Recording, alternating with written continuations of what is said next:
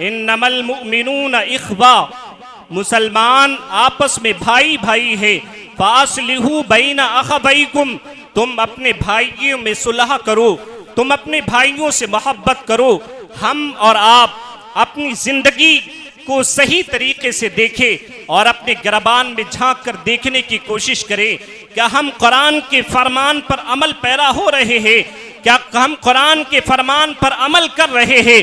मिल्लत के नौजवानों, रब इरशाद फरमा रहा है मुसलमान आपस में भाई भाई है, लेकिन हालात किस तरह के नजर आ रहे हैं? हालात तो यूं बन चुके हैं, एक आंगन में एक कोख से पैदा होने वाली औलाद भी एक दूसरे से मोहब्बत करती नजर नहीं आ रही है। भाई भाई एक दूसरे से दूर नजर आ रहा है। एक ही आंगन में बच्चा बिलक रहा है, एक ही आंगन में दूध मौजूद है, लेकिन बच्चा तड़प रहा है, दूध उसके हुलकूम तक नहीं पहुंच रहा है। आखिर वजह क्या है? उसी आंगन में दूध भी मौजूद है, उसी आंगन में बच्चा भी तड़प रहा है। मिल्लत के नौजवानों, आखिर उस कलेजे में एहसास क्यों नहीं पैदा होता है? चचा के कलेजे में एहसास पैदा क्यों नहीं होता है कि आखिर मैं गरीब भतीजे को दूध के चंद कतरे दे दूं ताकि उसको सब्र हो सके, ताकि उसका पेट भर सके। मिल्लत के नौजवानों, देखियो तो सही हमारा माशरा कहां तक पहुंच गया है। सहाबा ने जिंदगी किस तरह से गुजारी थी, सहाबा ने अपने वजूद को जमीन के कलेजे पर किस तरह पेश किया था और दुनिया से किस तरह मुकाबिला किया था। आओ मैं तुमको बताऊं तो सही, मैदान ओहद की बात कर ले, किस तरह सहाबा मोहब्बत रसूल में जिंदगी गुजारते थे, किस तरह सहाबा अपने वजूद को जमीन के कलेजे पर लोगों के दरमियान पेश किया करते थे। मैदान ओहद में हजरत अम्मार बिन जियाद रदियल्लाहु ताला अन्हु मौजूद है, दुश्मनों से मुकाबिला कर रहे हैं, दुश्मनों से लड़ रहे हैं। हालात ये पहुंच गए हैं, पूरा बदन जख्मों से चूर हो चुका है, पूरे बदन से खून बह रहा है, बदन पूरा जख्मी हो चुका है, जगह जगह पर तीर पेवस्त है, लेकिन हजरत अम्मार बिन जियाद फिर भी दुश्मनों से मुकाबिला कर रहे हैं। मुकाबिला करते करते एक वक्त वो आया कि दुश्मन के लश्कर से एक तीर चला और चलने के बाद हजरत अम्मार बिन जियाद के कलेजे की जानिब आया। हजरत अम्मार बिन जियाद की जानिब जैसे ही तीर आया और तीर आने के बाद हजरत अम्मार बिन जियाद के कलेजे में पेवस्त हो जाता है। जैसे ही तीर कलेजे में पेवस्त होता है, हजरत अम्मार बिन जियाद इस हमले को बर्दाश्त नहीं कर पाते हैं और लड़खड़ाकर जमीन पर गिर जाते हैं। हजरत अम्मार बिन जियाद जैसे ही जमीन पर गिरते हैं, फौरन जमीन से उठने की कोशिश करते हैं, फौरन जमीन से उठकर दुश्मनों से मुकाबिला करने की कोशिश करते हैं, लेकिन जिस्म की तवानाई ने साथ छोड़ दिया था, जिस्म की ताकत और कुव्वत ने जवाब दे दिया था। हजरत अम्मार बिन जियाद कोशिश करते हैं लेकिन उठ नहीं सकते। हमला इतना शदीद था, कलेजे में तीर पेवस्त था, हजरत अम्मार बिन जियाद उठ ना सके। उस वक्त मैदान ओहद में हजरत अम्मार बिन जियाद के कलेजे में ख्वाहिश कौन सी पैदा हुई? हजरत अम्मार बिन जियाद के कलेजे में तमन्ना कौन सी पैदा हुई? हजरत अम्मार बिन जियाद दुश्मनों के दरमियान, तीरों तलवार के दरमियान, हजरत अम्मार बिन जियाद अपने हाथों को उठा देते हैं, अर्ज करने लगते हैं, ऐ परवरदिगार आलम, ऐ मौलाई करीम, मुझे एक मर्तबा अपने महबूब की जियारत कर लेने दे, फिर मेरी जान निकल जाए, मुझे कोई गिला कोई शिकवा नहीं है। हजरत अम्मार बिन जियाद ने कोशिश की सरकार की जानिब बढ़ने की, हजरत अम्मार बिन जियाद ने उठने की कोशिश की, लेकिन जिस्म की तवानाई ने साथ छोड़ दिया था। हजरत अम्मार बिन जियाद ने अपने आप को तैयार किया और अपने बदन को कोहनियों समेत मैदान में घसीटते हुए हजरत अम्मार कोशिश करते करते और हजरत अम्मार सरकार के कदमों तक पहुंच गए। और सरकार के कदमों तक पहुंचने के बाद हजरत अम्मार ने अपनी तमन्ना भी पूरी की और अपना सर सरकार के कदमों में रख दिया और यूं अर्ज करते हैं, खुश हो जाते हैं और यूं अर्ज करते हैं, फुस्तु बिरब्बिल काबा, फुस्तु बिरब्बिल काबा, रब्बे काबा की कसम मैं अपनी मुराद को पहुंच गया, रब्बे काबा की कसम मैं अपनी मुराद को पहुंच गया। मिल्लत के नौजवानों, हम देखें तो सही हमने किस तरह से जिंदगी गुजारी है। सहाबा की जिंदगी को हम पढ़कर देखें तो सही। यंगे यरमूक के लिए ऐलान हुआ, आज एक मुसलमान दूसरे मुसलमान को तबाह करना चाहता है, आज एक मुसलमान दूसरे मुसलमान को तबाही की दहलीज पर लेना जाना चाहता है। मिल्लत के नौजवानों गौर करें, जंगे यरमूक के लिए ऐलान हुआ, सहाबा ने अपने कामों को छोड़ दिया और जंग के लिए रवाना हुए और मुकम्मल तौर पर जंग में पूरी बहादुरी और जाफशानी के साथ दुश्मनों से मुकाबिला किया।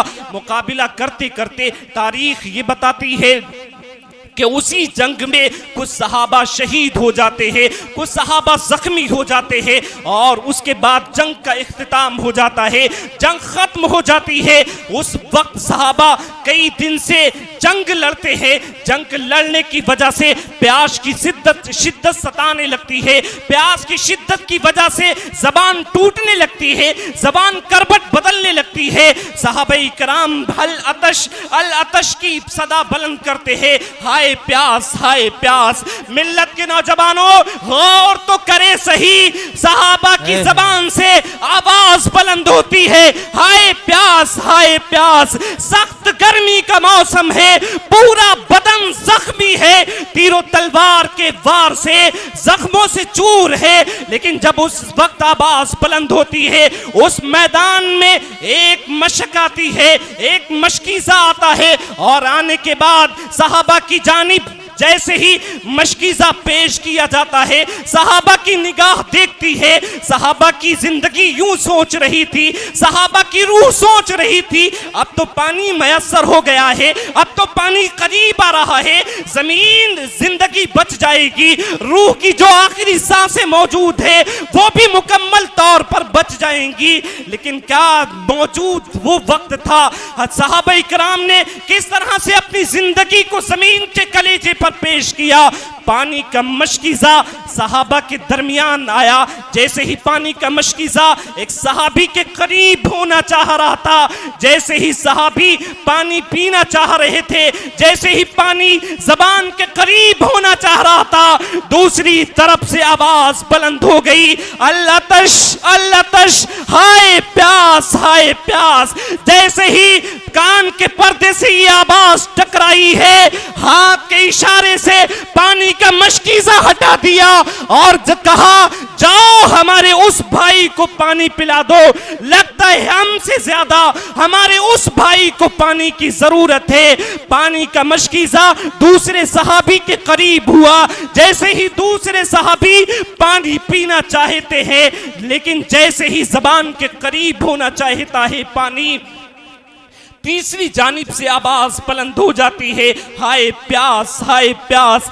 जैसे ही पानी पीना चाहते हैं और फौरन हाथ के इशारे से पानी का मशकीज़ा हटा देते हैं, इरशाद फरमाते हैं, जाओ हमारे उस भाई को पानी पिला दो, लगता है हमसे ज्यादा हमारे उस भाई को पानी की जरूरत है। पानी का मशकीज़ा तीसरे के पास गया, यही अमल दोहराया, चौथे के करीब पहुंचा, यही अमल करके दिखाया, पांचवें के करीब पहुंचा, यही अमल करके दिखाया, छठे के करीब पानी का मशकीज़ा पहुंचा।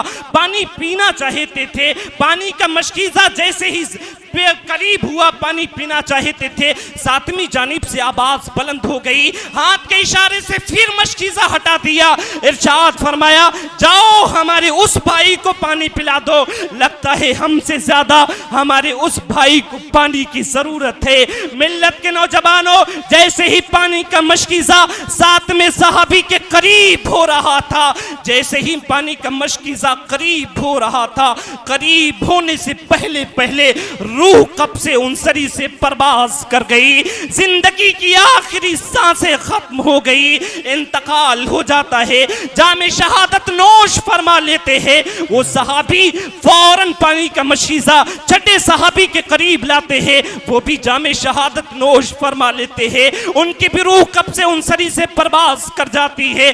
पांचवें सहाबी के करीब आया, उनका भी इंतकाल हो जाता है, जामे शहादत नोश फरमा लेते हैं। चौथे के करीब आया, जामे शहादत नोश फरमा चुके थे। तीसरे के करीब आया, जामे शहादत नोश फरमा चुके थे। दूसरे के करीब आया, जामे शहादत नोश फरमा चुके थे। पहले सहाबी के करीब आया, जामे शहादत नोश फरमा चुके थे। मिल्लत के नौजवानों, पहले सहाबी के करीब आया तो वो भी जामे शहादत नोश फरमा चुके थे, इंतकाल हो चुका था। मिल्लत के नौजवानों, देखे तो सही सहाबा की जिंदगी किस तरह थी, सहाबा की जिंदगी किस तरह हमारे लिए नमूना है। अगर हम सहाबा की जिंदगी पर गौर करने की कोशिश करें, रब का फरमान है मुसलमान आपस में भाई भाई है, तुम अपने भाइयों से मोहब्बत करो। हजरत अनस बिन मालिक से रवायत है, अल्लाह के रसूल सल्लल्लाहु अलैहि वसल्लम इरशाद फरमाते हैं, कल मैदान महशर में रब ताला इरशाद फरमाएगा, कहां है वो लोग, रब ताला इरशाद फरमाएगा, कहां है वो लोग जो मेरी खुशनुदी हासिल करने के लिए, कहां है वो लोग जो मुझे सिर्फ राजी करने के लिए। एक मुसलमान दूसरे मुसलमान से मोहब्बत करता था, एक मुसलमान दूसरे मुसलमान से प्यार करता था, एक मुसलमान दूसरे मुसलमान का ख्याल रखता था। रब ताला इरशाद फरमाएगा, आज मैं उन्हें अपनी रहमत के साए तले जगह इनायत फरमाऊंगा। मिल्लत के नौजवानों, गौर करें, हम अपनी जिंदगी को बदलने की कोशिश करें, कलेजों में मोहब्बत पैदा करें। इसी के साथ मैं अपनी गुफ्तगू खत्म कर रहा हूँ। वाखिर दावाना अल्हम्दुलिल्लाहि रब्बिल आलमीन। अस्सलामु अलैकुम।